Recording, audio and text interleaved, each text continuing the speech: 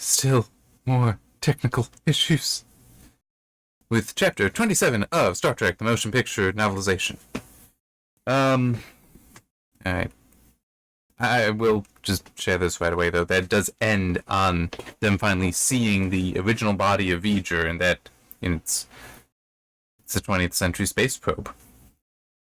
I'll get to that reading, but get to what's written there. But it's just that is what ends on. Alright,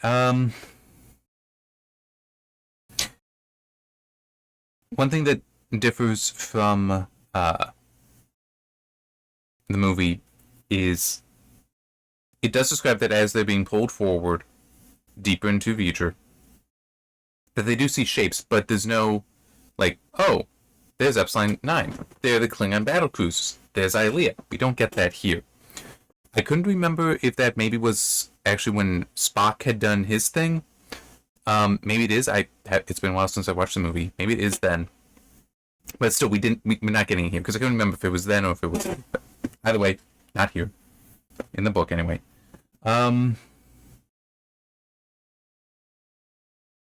There's a mention about V'ger feeling incomplete, and hopes to join with it. It mentioned that V'ger wants to join with the Creator. A highly logical way to obtain whatever it needs, if it can find its Creator, and if not, it will not survive, answers Spock. Nor will we. How does Spock know that? That it will not survive. I mean, technically that means its mission cannot be completed, which means it will always have the purpose of continuing to gain information, because it just needs to believe that, well, I didn't find the Creator here, maybe I'll find it elsewhere. As long as it can believe that, its mission is unending, so it'll be fine.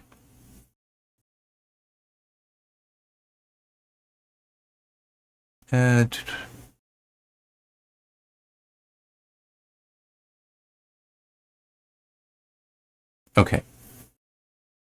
You're gonna mention here that Kirk called up Scotty when they had stopped, which is itself a problem, to be like, do we maybe just hit the button now?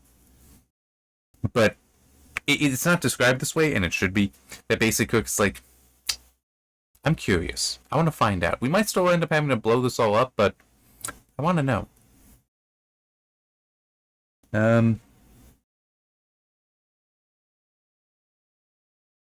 I think we'll just stay with the timing I gave you, but hey, is that it?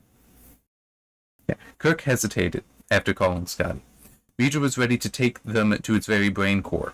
Was it possible that there could be anything to learn there that would justify the risk of waiting too long?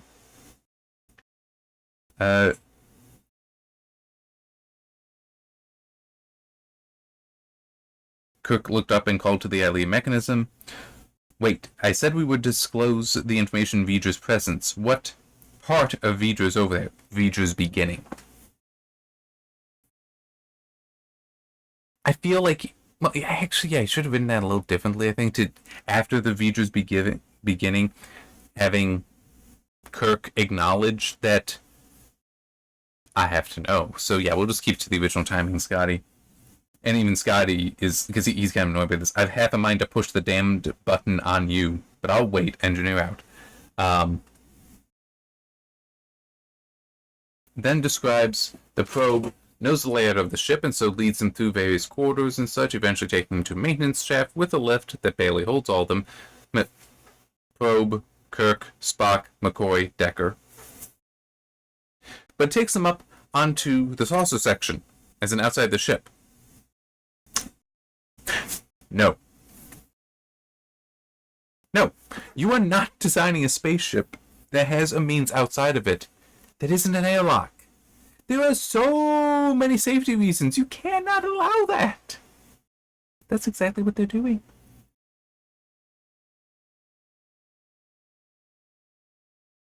And even if it were just saying this hadn't been permanently sealed since we left space dock, you know, just something to be like, hey, when it was still being refitted, it made sense for this to be here. It doesn't make sense on a final ship, though. It's like something, but no, it's like this is apparently just a thing. It's like, no. We are in an atmosphere and gravity and envelope, just as promised, announced Spock. Fascinating. It's like, what promise? There was never a promise made about that. This is, and I believe this was a, there actually shouldn't be any atmosphere or gravity there, so they should all be dead. I know. I'll just say that it's there. I mean, it's like, on the one hand, that's fine. Just saying it's there. Technically should have been said before they exited the ship. But to then add, just as promised, it's like, there was no promise there. Like, that is, you've gone one step too far. If it was just, we are in an atmosphere and gravity envelope, obviously V'ger does want us to come to it. And like something like that, where V'ger did this to facilitate our parlay. Because essentially that's what this is, a parlay. But it's like, something like that, not a just as promise. There was no promise made. That was not in the previous chapter. It was not mentioned at all. You're just inserting that. Don't do that. Set it up. Because this is a payoff to a setup. But there was no setup.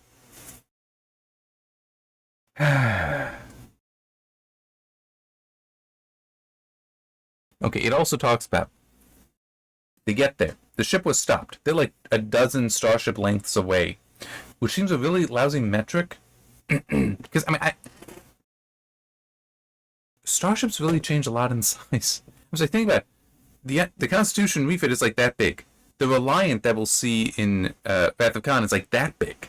Because of how it is a more compact design. It brings like the officer section over the nacelle. So it's a lot smaller. So what's the starship length there? And then the Excelsior is a larger ship. The Ambassador class, which is the Enterprise C, only seen in TNG, Star Trek The Next Generation episode Yesterday's Enterprise. Only seen in that. That's a bigger ship. The Galaxy class is a bigger ship. The Sovereign class is a bigger ship. They keep getting bigger. So saying starship lengths away, not really that great. I mean, unless it is just purely a Enterprise ship lengths. I mean, even just saying Enterprise ship lengths once, and then making just using ship lengths, that would be fine. Because then say, oh yeah, it's the length of the Enterprise. But I mean, also the refit is actually larger than the original Constitution class. So yeah, I don't know why I'm necessarily doing that, especially because it's not like I'm gonna edit in images to show Constitution refit. But yeah, but oh yeah. Why was I even talking about that? Because they get out. They had stopped. They get outside, then it starts moving again. That is illogical. If there was still a distance for the ship to travel, V'ger should not have stopped its travel until it had arrived where it wanted the ship to be.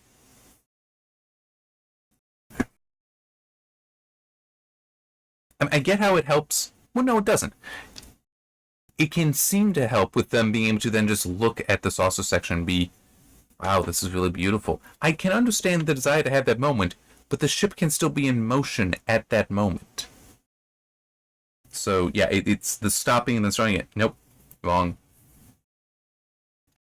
So, as they're approaching, they basically recognize that they're seeing this hemisphere, and that this is like V'ger's brain. It was actually a great complex of electromagnetic wave particles which carried V'ger's conscious thoughts just as the nerves and neurons in Kirk's brain did the same for him. Electromagnetic wave particles are known as photons. It's just light. It sounds fancy, but the photon is the messenger particle of electromagnetic fields. So, electromagnetic wave particles, photons. I'm sorry, but I am going to call that out. It's kind of like the whole interstellar space is a terrible name for it, and I came up with the term dark space because that makes sense. This is like, you're taking something that is actually really common, photons, and gussing it up to make it sound more impressive by using jargon, but it's like, and someone like me, it's like, photons, dude. I mean, it's like, what's impressive here? It was like, fine, it's photons that are being used for thinking, that's kind of cool, but don't use this terminology. It's like, I translate, and then you just sound like you're trying to impress me. You're not. Stop it.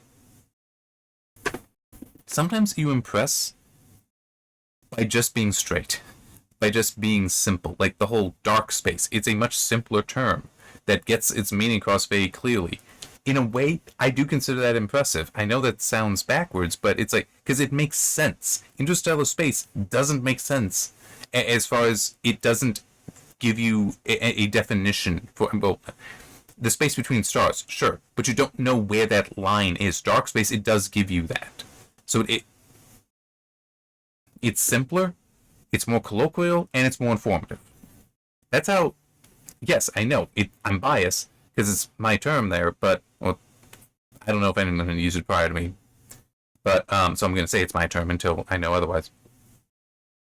But it's just, that is kind of impressive. That's like, that's actually a much more reasonable term than interstellar space. Photon is a bit better than electromagnetic wave. If you want to come up with something, wave particle, if you want to come up with something else, some other thing there that is then just jargon that's meaningless, it's like, that's just Star Trek jargon. Fine, do that, that's fine, but don't, it's a photon, it's photons.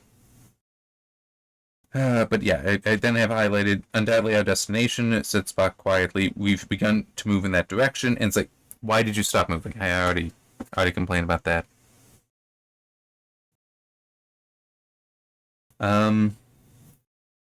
Kirk is now, his mind is racing because the whole, I told V'ger we could help it find its creator.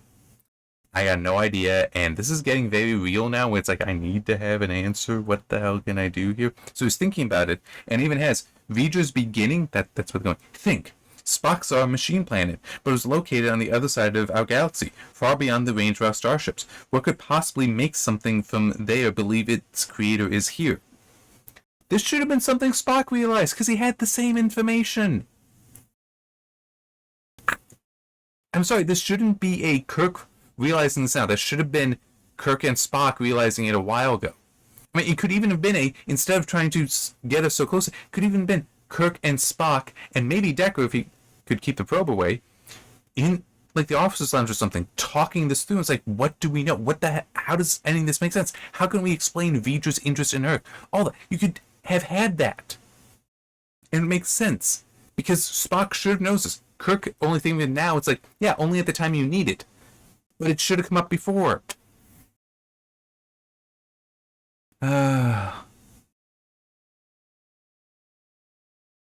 Once a starship length away, a path forms. Yeah. They've also been, and this just annoys me, they've been referring to the center of it, which is glowing, as the nucleus. They've been calling it that for a bit.